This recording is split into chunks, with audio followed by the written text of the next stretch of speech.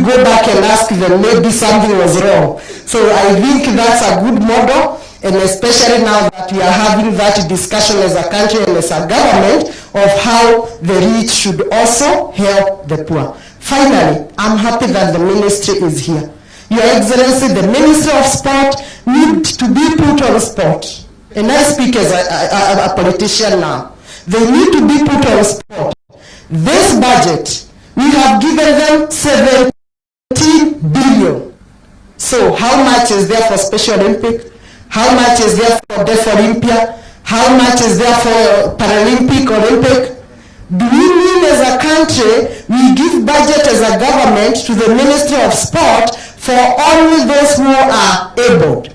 I think this budget is for even abled differently. So the Ministry of Sport must come with a structure to see how they can share this cake of 17 billion and others.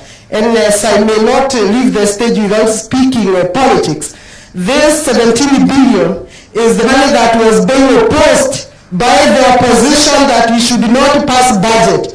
If we did pass budget, these people seated here who also need that money would have been left out. So at times, when you see us struggling to work and push government agenda, do not blame us that we are following the government. We are working with government. It's our work to support government, and we could be having more internal information of how to support government agenda. I want to add there and say, in Kipipiri, you are most welcome.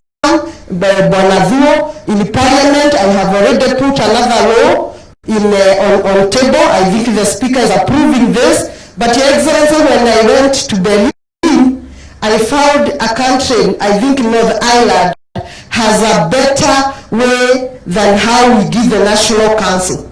So I may recall my bill and try to make an amendment. They have a medical passport.